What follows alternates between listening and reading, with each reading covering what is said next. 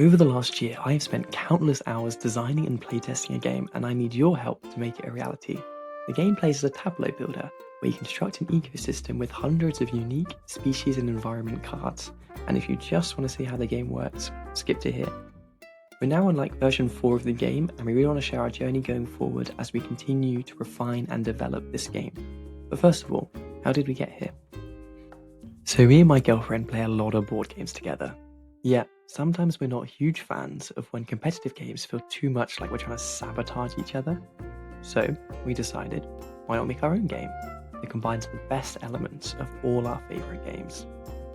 However, before talking more about our design aims, I really want to talk a little bit more about the theme of the game. For the last 2 years, me and my girlfriend as a date activity have really been getting into amateur wildlife photography, and because we live in the UK, our nature walks have exposed us to just the sheer breadth of incredible, distinct animals that can be found right outside our front doors. The UK itself is home to over 70,000 different species of animal, plant, fungi, and microorganisms.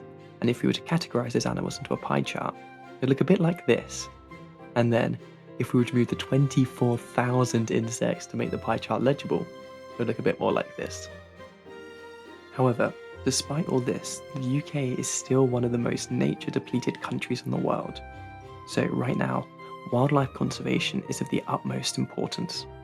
As such, in this game, you'll be taking the role of a wildlife conservationist, and as you attract more biodiversity to your habitats, you will start to build a self-sufficient engine and bring life back into a barren landscape. So that's the theme, but let's dig a little deeper into our design aims before explaining how the game actually works. We wanted a game that felt incredibly cozy, so we've been very cautious at removing any potentially spiteful mechanics. Instead, we want our game to be aimed much more around building a collection of species in your ecosystem and discovering these fun interactions between animals. Exploration and collection should be the heart of the game. Additionally, each card should be very flavorful and, secretly educational. We want each species card to mechanically reflect something interesting about the animal portrayed on it. Furthermore, we both knew from the start that the aesthetics of the game would be a core appeal, which is why we've made loads of art, even for this prototype game. We don't want to use any AI in our game, which meant getting very hands-on and practical. So all the art is hand-drawn, inked, and then digitally coloured by us. The cards you're seeing now are still prototypes, but we really hope they look good enough to be an incentive to collect them. But that's enough from me. Let's learn how the game really plays. In this game, you'll be playing as a wildlife conservationist, trying to develop the most thriving ecosystem. The game consists of 3 rounds, where each player has 4 turns, flavoured as different seasons. Your turn is split into 2 phases, a card-playing phase and an action-taking phase. At the start of your turn, you draw a conservation card. These display rewilding or conservation practices that can be used to better your ecosystem. Each conservation card has both an ability and a food suit. Conservation cards are multifunctional and can be used in 3 different ways. 1. You can use a conservation card for its ability. 2. You can discard any number of cards with matching suits to get that many additional actions in your action-taking phase. You may only do this once a turn. 3. You may discard a conservation card for food. Each card can get you 2 of the food types shown in the card suit, or 1 of any food type. Once you are finished with doing as many of these options, you then go into your action-taking phase. This means you can no longer use your conservation cards for the rest of the turn. So now we're in the action-taking phase, but let's jump back and quickly talk about the setup.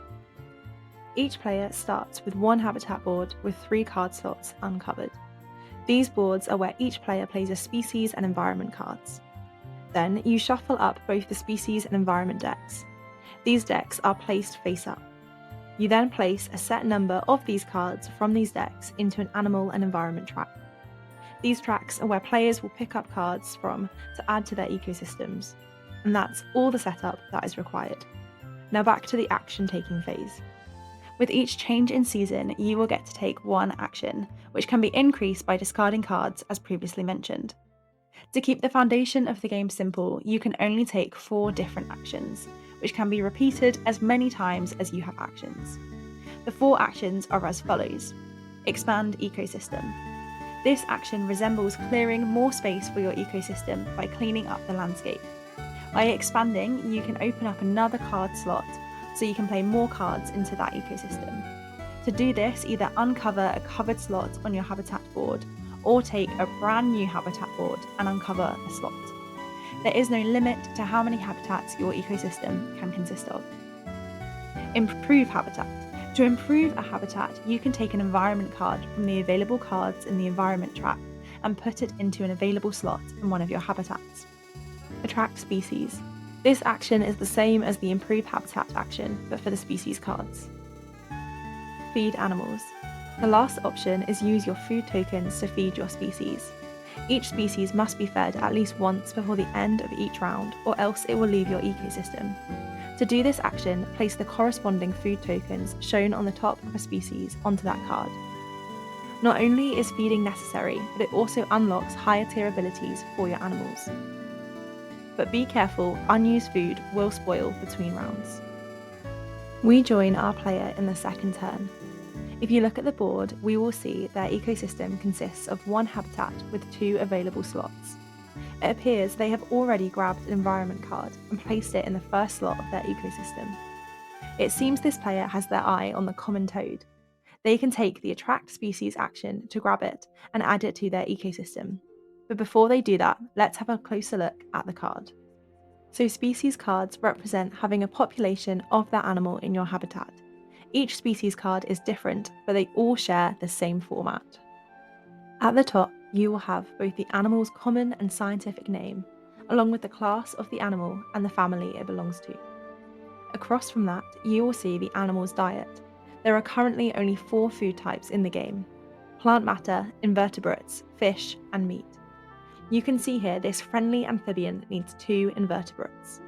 Underneath the animal's name, we can see the environment requirements for housing that kind of animal in your ecosystem. Animals are highly adapted to their habitats, and it's the conservationist's job to make sure their habitats provide the right environments to allow that species to thrive. At the moment, there are 4 different environment types: cover, elevation, shelter, and water. Cover represents places to hide. It includes stuff as vegetation and leaf litter, or even a rock. Elevation is for animals that like somewhere to perch, like a kingfisher, need things to climb, like a squirrel, or animals that live in trees. Shelters represent hides or burrows, like a badger's set. And finally, water is pretty self-explanatory and mainly covers your aquatic animals, but also animals that rely on rivers, ponds, and oceans as food sources or for other things. This toad only needs an environment card with the cover property, which is great because this is exactly what we have. So we will simply place that into the available slot in our habitat, and that is the end of this player's turn. A couple of things to consider. Environment cards can have up to 2 environmental properties, and these properties affect the whole of the habitat they are placed in. For example, I can't put this carp into the top habitat because there is no water, but I can put it in the one beneath it, even though there are other water requiring animals in there. And that brings us to the end of this player's turn and a general overview of a turn structure. If this video gains any interest, we'll get a more concrete working rules book uploaded as a PDF that answers any questions that you might have. Now we know how rounds work, let's go to the end of the game. This is where we would work out the scores and see who's won. Let's look at another player's board as an example.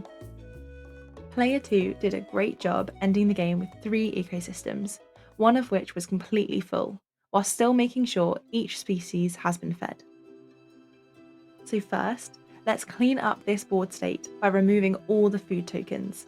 These don't score any points, so it's best to put them in the corner once you've seen which species has been fed. Then, let's look at the other tokens. It looks like this player enjoyed collecting fish, so they accumulated quite a lot of spawn as well as a nest. These tokens each score 1 point, so in total this player got 6 points from their tokens. This player has species cards with a combined point total of 10 in this ecosystem, so has unlocked an endgame ability of this environment. Each environment has an endgame flip ability that can be unlocked if the point value of the species in the environment is equal or greater than the number shown on the ability. So let's see what happens when we flip this card. It looks like this purple loosestrife was hiding a weevil that scores an additional 3 points. I wonder what other discoveries could be hidden underneath environment cards. Next, we have a look at the species themselves. This is quite simple. We just add the points value of each species that are in your ecosystem. So with the extra 3 from the weevil, the player scores 20. Finally, you minus the points value of any species that left your ecosystem during the game due to lack of food. Luckily, this player did a good job at managing their resources, so this doesn't apply here. So in total, this player scored 26. You then compare the scores to crown the top conservationist. This is where we are currently at with the base gameplay loop, but it's all subject to change. However, we have yet to touch about what makes this game most exciting, which is species and environment abilities. Each species card has up to 3 abilities. These are often simple and use a universal design language across all cards. This allows each card to be completely unique. Some abilities also have descriptors that further flavour the ability that follows. For example, the croaking marsh frog has a cool ability that represents its loud, echoing chorus. These are occasionally referenced in other cards, so our marsh frog combines well with the booming bittern. Abilities allow you to build around countless different strategies, from moving animals down rivers, to stockpiling food, to building nests. The possibilities of strategies are close to endless. Each animal type, like fish and birds, also have their own specialist strategies that they are best suited for. And we are currently making a series of short videos that are faction focuses for each animal type. To save this video from getting too long, I'm going to wrap it up there. But I hope you've enjoyed this overview of the game, and if you have any questions, please put them in the comments below. And if you want to follow our journey to complete this game, please subscribe or follow us on social media, and let me know if getting this game up on something like Tabletop Simulator would be of interest, and maybe comment what animal or environment you'd like to see most in our game.